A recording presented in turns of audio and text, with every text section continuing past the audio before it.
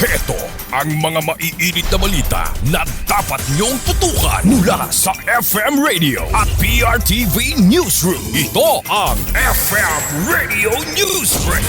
FM Radio Newsbreak. Magandang umaga mga ka-Vibes, narito na ang mga maiinit na balita para sa ating FM Radio Newsbreak. Inaprubahan sa ikalawang pagbasa ng House of Representatives ang House Bill 8418 na naglalayong magbigay ng agarang tulong sa mga mamamayan sa panahon ng pagtaas sa presyo ng langis. Sa ilalim ng panukala, maaaring suspindihin o bawasan ni Pangulong Ferdinand Marcos Jr. ang excise tax sa mga produktong petrolyo kapag may matinding paggalaw sa presyo ng langis sa pandaigdigang merkado.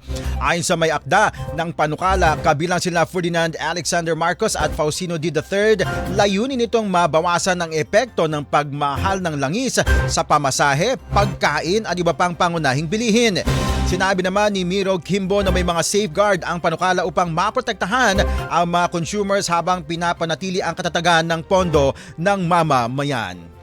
FM Radio Newsbreak. FM Radio Newsbreak. Samantala sa iba pang mga balita, ipinag-utos ni Pangulong Ferdinand Marcos Jr. na agarang ipamahagi ang 5,000 pesos na pisong fuel subsidy para sa mga pampasaherong driver na apektado ng pagtaas ng presyo ng langis dahil sa tension naman sa Middle East.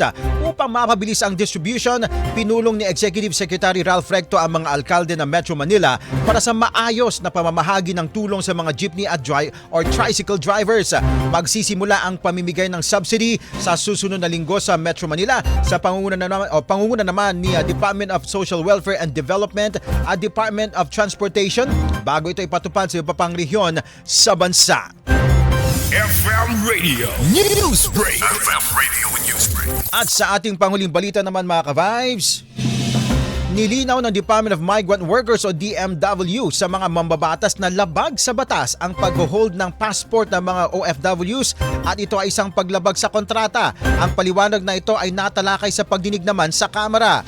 Sinabi ng mga opisyal ng DMW sa House Committee on Foreign Affairs at Overseas Workers Affairs na ang Philippine Migrant Workers Offices ay nakikipagnegosasyon sa mga employers at recruitment agencies upang maibalik ang passport ng mga manggagawa kung saan may mga OFWs na naiipit ng kanilang mga employers ang kanilang mga pasaporte, lalo na sa mga nagnanais makauwi sa gitna ng krisis sa Middle East.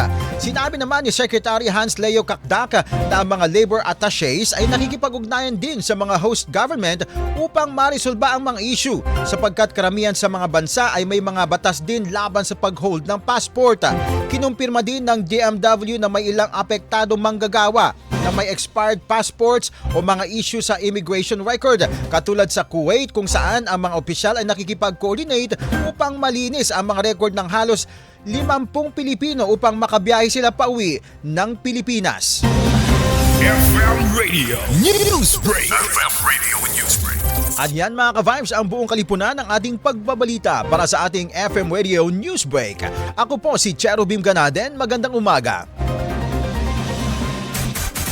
Inyong narinig ang FM Radio Newsbreak dito sa FM Radio, Favorite Music Radio.